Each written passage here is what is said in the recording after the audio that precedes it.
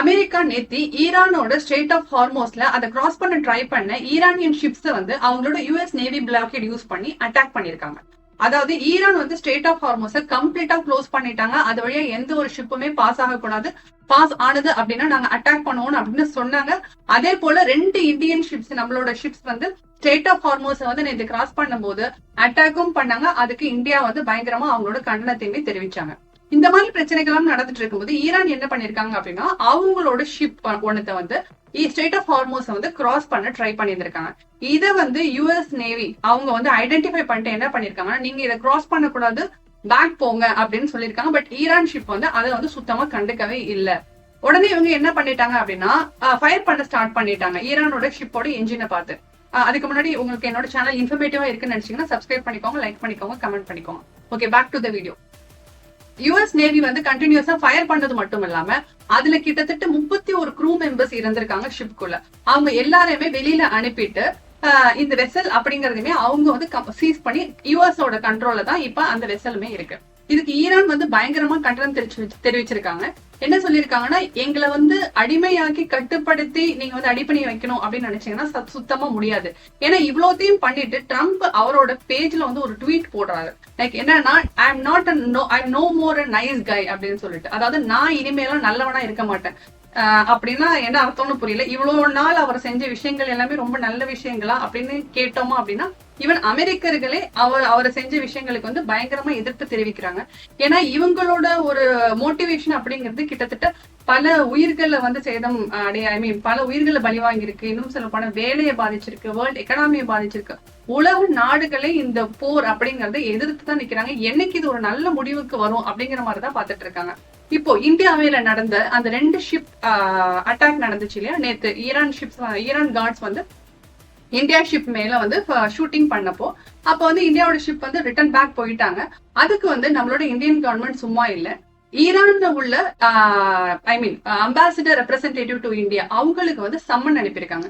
இனிமே அந்த வழியா வர ஷிப்புக்கு வந்து எங்களுக்கு நீங்க சேஃப்டி என்ஷூர் பண்ணணும், எங்களுக்கு சீஃபேரரோட லைஃப்ங்கிறது ரொம்ப முக்கியம், ரிஸ்க் அப்படிங்கறது எடுக்க முடியாது, இதுக்கு நீங்க வந்து என்ன பதில் அப்படிங்கறத சொல்லணும் அப்படிங்கிற மாதிரி இந்தியா தரப்புல இருந்து வந்து ஈரான் அவங்களுக்கு வந்து சம்மன் சென்ட் பண்ணிருக்காங்க. அதுக்கு ஈரான் என்ன சொல்லிருக்காங்கன்னா எங்களுக்கு வந்து அமைதிதான் வேணும், எங்களுக்கு போர் வேண்டாம். பட் இந்த மாதிரி ஒரு பேச்சுவார்த்தை, இந்த மாதிரி வந்து நான் நேவி பிளாக்கெட்டை வச்சிருப்பேன், நான் வந்து மானிட்டர் பண்ணுவேன், நான் சொல்றதெல்லாம் நீங்க செஞ்ச பிறகு நான் வந்து அதுக்கப்புறமா இங்க இருந்து வருவேன், நீங்க வந்து உங்ககிட்ட இருக்கிற என்ரிச்ட் யுரேனியத்தை வந்து கொடுத்துடணும், இந்த மாதிரி வந்து ஒத்துக்கவே முடியாத ரூல்ஸ் அண்ட் ரெகுலேஷன்ஸ் வந்து எங்களால சுத்தமா அக்செப்ட் பண்ண முடியாது அப்படின்னு ஈரான் சொல்றாங்க. சோ பிளஸ் இப்ப நம்ம சம்மன் பண்ணிருக்கிறது பாத்தீங்கன்னா Indian foreign secretary Vikram Misri அவங்க தான் டாக்டர் முகமது ஃபதாலி, அதாவது ஈரானியன் அம்பாசிடர் டு இந்தியா அவங்களுக்கு வந்து சம்மன் பண்ணிருக்காங்க.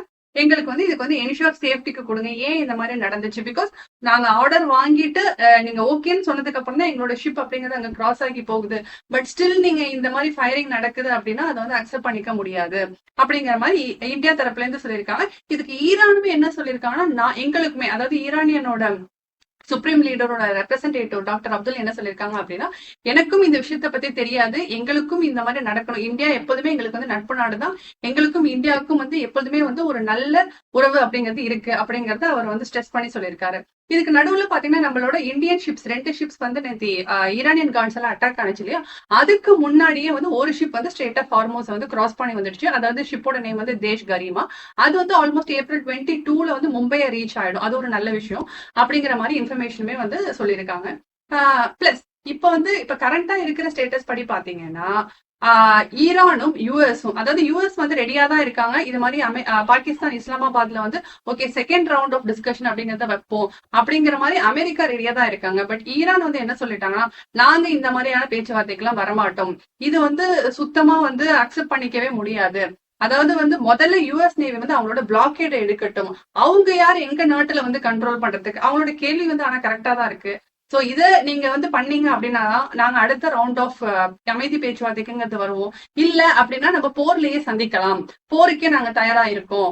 ஏன்னா இவ்வளவு நாள் வந்து பாத்தீங்கன்னா அமெரிக்கா கொடுத்த இவ்வளவு பிரச்சனைகளுக்கு இவ்வளவு தாக்குதலுக்கு வந்து ஈரான் நின்று வந்து பதில் தான் சொல்லியிருக்காங்க.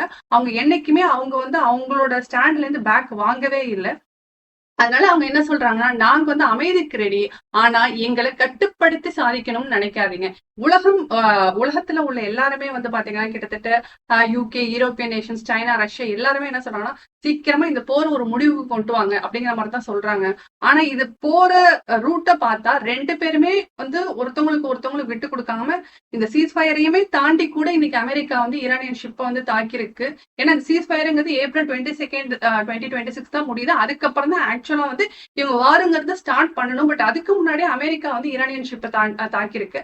அதுக்கு அமெரிக்கா என்ன சொல்லுது, இவங்க வந்து எங்களோட கண்ட்ரோல மீறி வந்து போறாங்க, திருட்டுத்தனமா போறாங்க, காஸ்ட் ஷிப் வழியா வந்து அவங்க அந்த ஸ்டேட் ஆஃப் ஹார்மோஸ் வந்து எக்ஸிட் பண்றாங்க, அதனாலதான் நாங்க தாக்கணும். ஆக்சுவலி ஈரானுங்கிறது ஸ்டேட் ஆஃப் ஹார்மோஸ்ங்கிறது ஈரான் கண்ட்ரி பார்டர்ல உள்ள ஒரு சி பேசேஜ். ஆனா அதுக்குள்ள போயிட்டு அமெரிக்கா இந்த மாதிரி ஒரு ரூல் போடுது அப்படிங்கிறது ஒரு ஒரு நியூட்ரலா நின்னு பார்த்தா இது வந்து நியாயமான விஷயம்ங்கிறது கிடையாது. சோ இத எப்படியாவது இந்த பேச்சுவார்த்தை நடந்து இந்த போர் அப்படிங்கிறது ஒரு முடிவுக்கு சீக்கிரமாவே வந்தா நல்லா இருக்கும். பிகாஸ் எவ்ரிடே நம்ம இழந்திருக்கிறோம்.